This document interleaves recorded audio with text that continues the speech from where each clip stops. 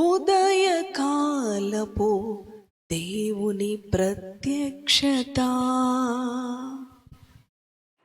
Praise the lord, హల్లెలూయా. దేవునికి స్తోత్రం. ప్రభునందు ప్రియ దేవుని బిడలారా, ప్రభు యొక్క అత్యంత కృపను బట్టి మరి యొక్క ఉదయకాల దేవుని ప్రత్యక్షపు వాక్కులోనికి వచ్చి ఉన్నాము.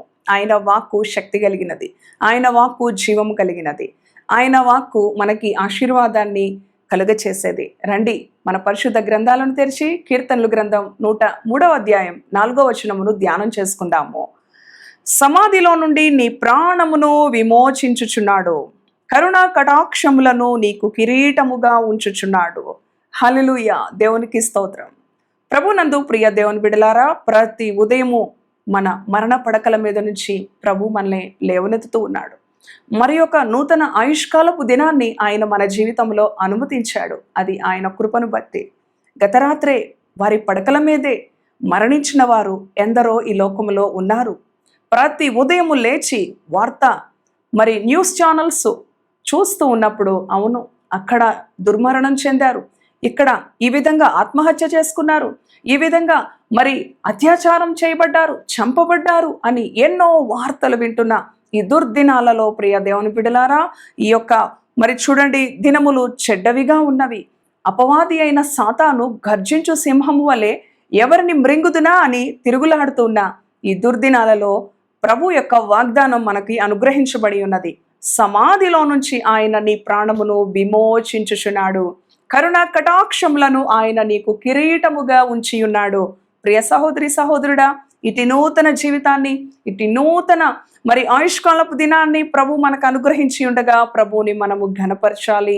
మనుషుల మధ్య, ఈ లోకములో మనుషుల మధ్య జీవిస్తూ ఉండగా ఎంతో మంది జీవముతోనే మృంగివేయాలని దుర్యోచనలు చేసే మనుషుల మధ్య, అవును ప్రియ దేవుని బిడలారా, అవును, పైకి నవ్వుతూనే లోపల అవును ఎన్నో మరి పగలు, ఎన్నో ద్వేషాలు, ఎంతో అసూయ చేత నింపబడిన మనుషుల మధ్యలో దేవుని వాక్యం సెలవిస్తోంది, మేలు చేయువాడు లేడు, ఒక్కడును కూడా లేడు అని. మేలు చేసేవాడు ప్రభు అయిన యేసు క్రీస్తు మాత్రమే. ప్రియ దేవుని బిడ్డ, ఆయన నీకు మేలు చేసే దేవుడు. మనుషులను నమ్ముకుంట కంటే యెహోవాను ఆశ్రయించుట మేలు. ఎందుకంటే ఆయన సమాధిలో నుంచి మన ప్రాణములను విమోచించే దేవుడుగా ఉన్నాడు. కరుణా కటాక్షములను ఆయన మనకు కిరీటముగా దయచేసే దేవుడుగా ఉన్నాడు. ఆయన వాక్యం సెలవిస్తుంది కదా 121వ కీర్తనలో, ఆయన నిరాకపోకలయందు, ఇది మొదలుకొని నిరాకపోకలయందు యెహోవా నీకు తోడుగా ఉండే దేవుడు.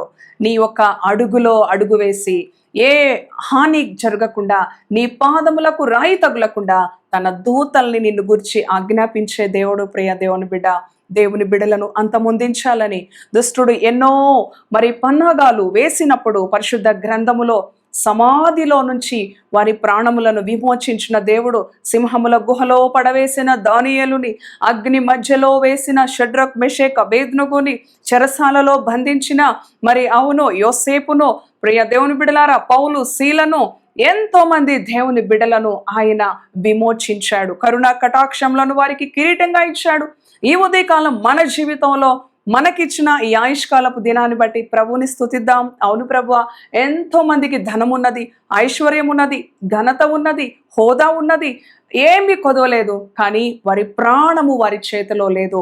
వారి ప్రాణము, వారి డబ్బు వారి ప్రాణమును, వారి యొక్క ఐశ్వర్యము వారి ప్రాణమును కాపాడలేకపోయింది.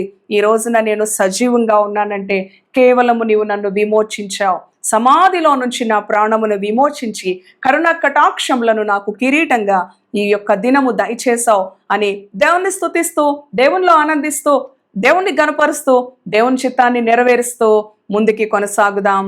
ఇటు మాటలు ప్రభు మన వినికిడిలో దీవించునుగాక. తలలు వంచండి, ప్రార్థిద్దాం. దయగలిగిన తండ్రి, నీ కొందనాలు. ఈ ఉదయకాల ప్రత్యక్షపు వాక్కు ద్వారా నీ బిడలను దర్శించా. అవును ప్రభువా, సజీవులున్న భూమి మీద తండ్రి సమాధిలో నుంచి మా ప్రాణములను విమోచించి కరుణ కటాక్షములను కిరీటంగా దయచేసిన దేవా, నీ బిడ్డలు తండ్రి నాయనా నీవిచ్చిన ఆయుష్కాలపు దినాన్ని బట్టి నీలో సంతోషించే కృప, నీలో ఆనందించే కృప. ఎంతో మంది గత రాత్రే నశించిన వారుగా ఉన్నారు. సజీవులుగా లేవనెత్తిన సజీవుడైన నిన్ను నైనా ఘనపరిచే కృపతో నీ బిడ్డలను ఆశీర్వదించండి. పరిస్థితులను బట్టి కృంగిపోక, పరిస్థితులను బట్టి దుఃఖించక, ఎల్లప్పుడూ నీలో సంతోషముతో, సమాధానముతో, నెమ్మదితో వారి జీవిత దినాలు గడిపే కృప దయచేయమని నీ కృపకు, నీ సంరక్షణకు నీ బిడ్డలను అప్పగించుకుంటూ యేసు నామములో ప్రార్థిస్తున్నాను తండ్రి. Amen, amen. Praise the lord. God bless you.